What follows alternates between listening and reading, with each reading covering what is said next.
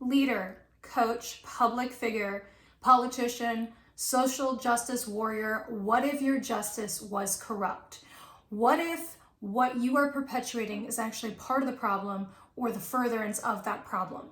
Hey everybody, I'm Dove. I'm Nicole. And we are consciousness mentors and motivational speakers. And we're here to talk to you guys today about a really important subject. Now, I know if you're watching this video, you do want to be part of the solution. Now, I know if you're watching this video, you understand that we are human and that we need to be able to shift and change in all aspects. So this video is not designed to create a criticism. It is not designed to create a judgment, but it is designed for us to come together in community and communing, right? For us to understand what it is that we might all as individuals be perpetuating that isn't actually the solution, but maybe a part of the problem. But we've just been so taught.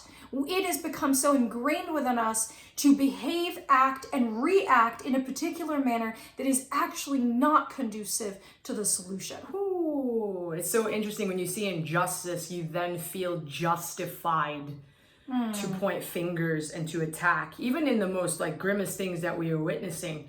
I'm here to tell you that I remember in the 90s, you got to chickadee check yourself before you wreck yourself. I've had to really check myself. So what I'm about to say to you is Dove and I have had to check ourselves to see if I'm a part of the solution or the problem. And notice that I myself, you yourself, get pulled into plugging into the very things that we want to change. Let me say that again. We get pulled in, right? Eye for an eye. We get pulled in, right? And we start perpetuating the very thing that we want to see change. And I remember when I was young, I was taught baby, better take the plank out of your own eye before you go and take a splinter out of your brother's and sister's eye, because we are all, I'm going to say this really loud, we are all participating in anti-life programming. And there's the very thing that many of you would like to change, bring unconditional love back.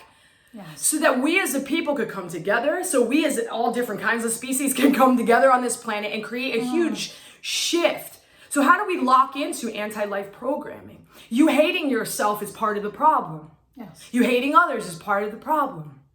Right? There's misaligned things that we are involved in that create what happens when we're in misalignment and we're choosing to be jealous, envious, gluttonous, greedy, when we're blaming, when we're in victim mode. All of those things actually creating something was in that misalignment comes a lot of guilt and comes a lot of shame. And as soon as you go into that, it will disconnect you from Creator. Hear me out again. People are asking me, how do I come back to faith and trust? We have to move through this to come back to that connection. If there is guilt and shame within your being, I'm not talking about remorse. What happens is you will go like this and keep yourself hidden from Creator. I don't want you to see my not being worthy. And then what happens is we don't trust outside of ourselves because we don't trust ourselves. We have to come back to trusting ourselves when we are in alignment, when we are in love, when we are in compassion, when we are seeing that our hatred towards other parties, that are people that are having these things that are happening before our very eyes, and we're so angry. Our very hatred is going to create the same energy frequency, and we loop and we loop and we go round and round and round, and we're stuck. Absolutely. The concept of justice for me is something that's really deeply ingrained in who I am. And I sought justice my whole life. And I sought justice, and it led me to becoming an attorney, and it led me to the criminal justice system, and it led me to family court, and it led me to all these different places where I wanted to experience the concept of justice. And where I really started to understand justice is when I understood universal principles, and I understood how we exist in this incredibly beautiful and very compassionate but very definite rules and regulations of the way that the universe works. And so here's the thing, right? As you want to further justice, you will not be exempt from the justice and the rules and the regulations of universal principle. Yes. And so if you're sitting there going, I don't know what you're talking about, let me break a tiny bit of that down, right? So when we want to generate change, we are going to need to exist within those universal principles, because a lot of what has gotten us into the situation we're in now as a world, as a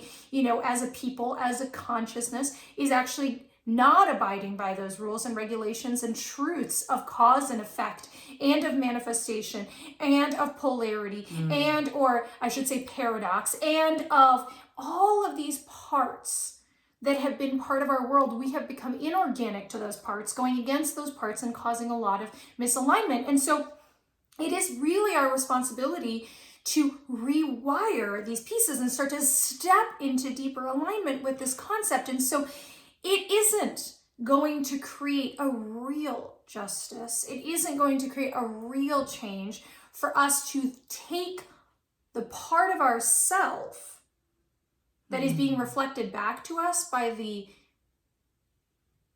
injustice in the world, right? So what I'm saying is that when you're looking at injustice in the world and you're looking at hatred and you're looking at abuse and you're looking at, bigotry and you're looking at racism, the thing is that there's part of you inside of you, part of all of us, right, that needs to be reclaimed and cleansed of that piece within our own person.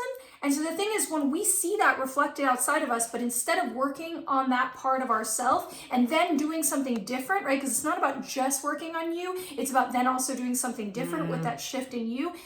If we don't do that, but instead lock into the frequency, as Nicole was saying, of that thing we see outside of us and say, I'm going to behave the same way. But here's where we have a problem. Not only then we're just doing the same thing from a different side, but we feel justified, right? We feel justified because we think, well, that side is really wrong. That thing is really bad. But the psychology and the energetics of that are not different. Because there are people that are perpetuating real darkness and they feel justified. So if you're perpetuating real light, but you're doing it with hatred and you're doing it with attack, and you're doing it with the very frequency that feeds all of that hatred and negativity that you oppose in the world, then maybe your justice is not so just.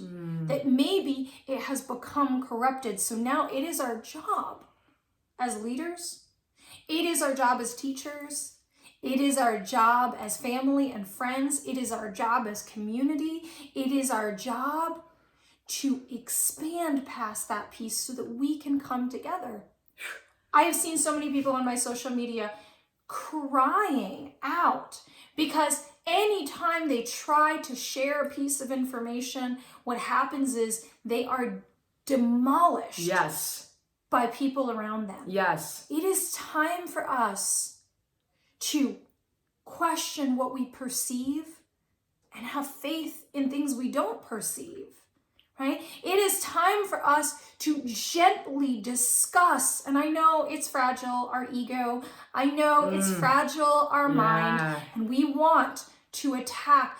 But we are in a time that is so important to start to look at the edges of possibility. And maybe ask ourselves, or ask the person that you love or are friends with, why they might believe that. And to not create an environment, especially within kin, especially within friends, especially within community where you're not at war with each other. Let's not be at war in those communities. Let's learn to communicate and grow and evolve. It hasn't worked in the past. Many people say, well, we warred in the past. We did this in the past. We did that, but it hasn't worked. Not really, because it's not changed all the way through right now, because we are further in our consciousness changing than we are from hatred and attack and war. So we can't say, but we did it in the past so we can do it again. No. We have to say, we did it in the past and we're not where we want to be right now. So we're going to do it different.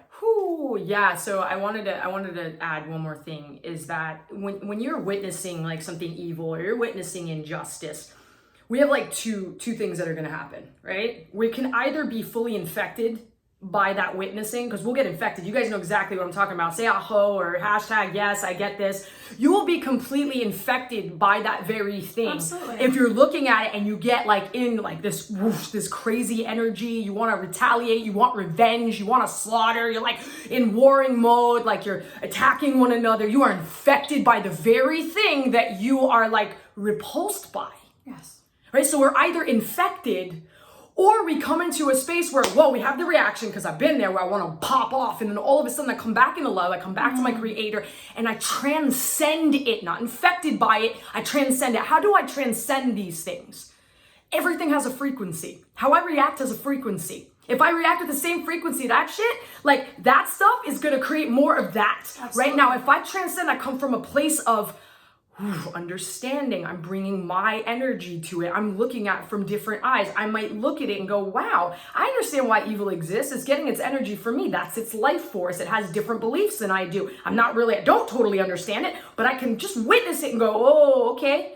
And when that happens, and then you're looking at other people that aren't negative souls or they're not partaking in that, or just, you could also have compassion for them because they're right now, many of us and many of you are going through your own depression. You're going through your own stress. You're going through a very hard time right now. So we can have compassion for one another and say, this is a different time that we've ever experienced. As soon as we do that, as soon as you have like a mustard seed of compassion and love towards the situation, you now are not infected by it. You transcend it.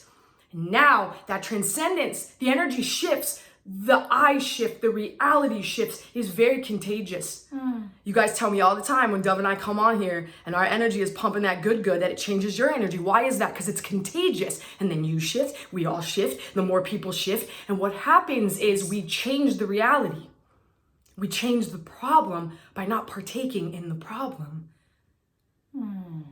And you guys can change this at every given moment. And just because we've done it in the past, and just because you did it today, and just because it was what was taught to you, it does not mean it is the only solution. So with all of the compassion and the understanding that Nicole and I transmute this and transcend this within our own self, all of the time, as a community, as a group, and as teachers and leaders, we invite you to look at it and always be checking in and checking with your own inventory that you are not actually tapped in to the very thing that you do not wish to continue to see, and allowing yourself to solve the problem, not bypass the problem. So going to that higher place Nicole was talking about does not mean bypassing, does not mean looking the other way. No. It means being able to look from a different vantage point, and from that bird's eye view, you being able to create a different reality. So thank you guys for listening. Yes, thank you so We're sending much. you all of our love. If you are new, welcome. Yes. And if this resonated for you, please like, share, subscribe, wherever you're finding this content.